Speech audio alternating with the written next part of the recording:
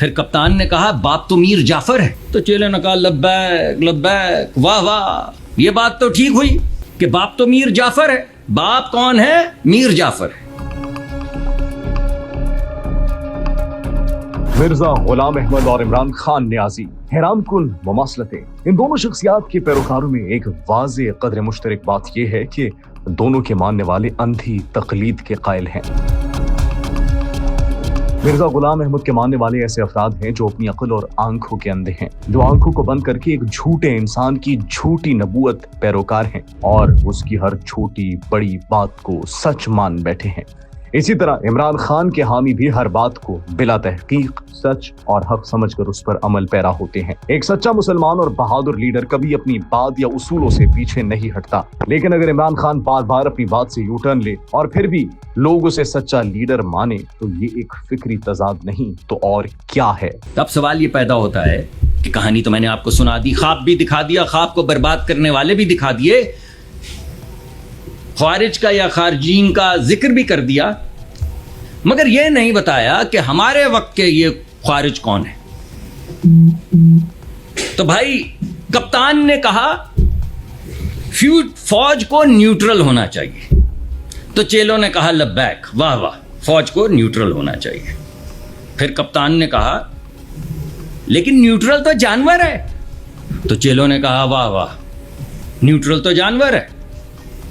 کپتان نے کہا کہ چیف تو باپ ہوتا ہے، تو چیلوں نے کہا واہ، چیف تو باپ ہوتا ہے. پھر کپتان نے کہا باپ تو میر جعفر ہے، تو چیلوں نے کہا لبیک لبیک، واہ واہ، یہ بات تو ٹھیک ہوئی کہ باپ تو میر جعفر ہے. باپ کون ہے؟ میر جعفر ہے.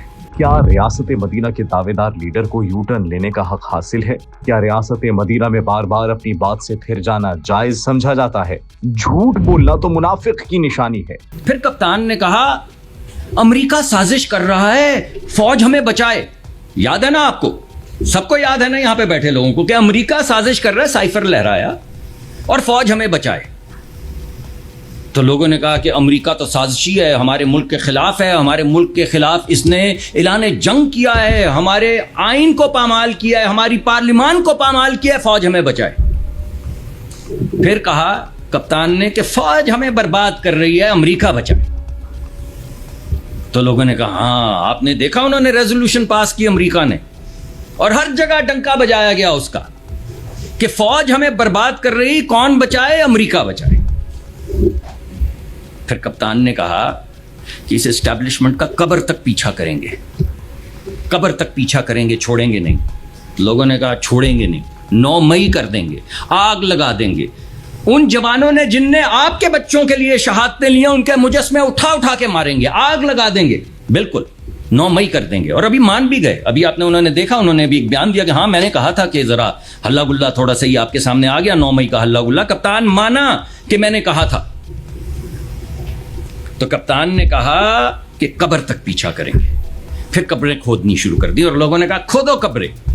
عمران خان نے 2018 کے انتخابات سے پہلے کرپشن کے خلاف نعرہ لگایا، لیکن اقتدار میں آنے کے بعد خود گھڑی چوری، القادر ٹرسٹ سکینڈل اور اپنی اہلیہ بشرا بی بی کے ذریعے قومی خزانے لوٹتے رہے. اب کپتان کہہ رہا ہے کہ اسٹیبلشمنٹ سے بات کریں گے، پی ایم ایل این ہماری لڑائی کروا رہی ہے. بھائی یہ دیوانے ہیں، یہ پاگل ہیں یا بہروپی ہیں؟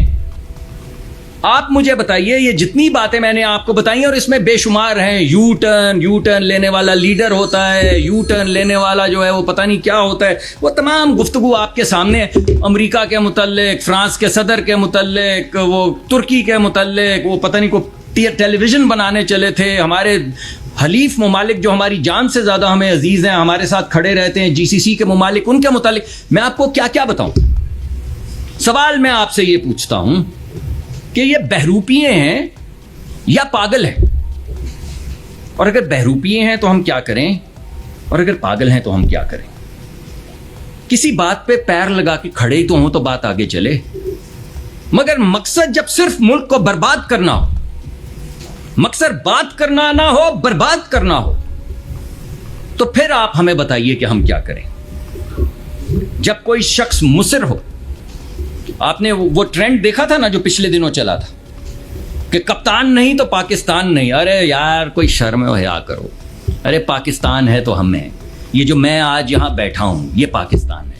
یا آپ جو آج صحافی ہیں یہ پاکستان ہے. یا آج جو ڈاکٹر ہیں, انجینئر ہیں, محنت کش ہیں, کسان ہیں, یہ پاکستان ہے. پاکستان ہے تو ہم سب ہیں. کپتان نہیں تو پاکستان نہیں. تو یہ انہوں نے ایک واضح اسٹیٹمنٹ دے دی کہ ہم ملک تباہ کر دیں گے, ملک تباہ کر دیں گے, اور کر رہے ہیں آپ کے سامنے. افسوس اس بات کا ہے کہ آج بھی بہت سے لوگ اسے صادق و امین سمجھتے ہیں. یہ رویہ ہمیں مرزا غلام احمد کے پیروکاروں کی اندھی تقلید کی یاد دلاتا ہے.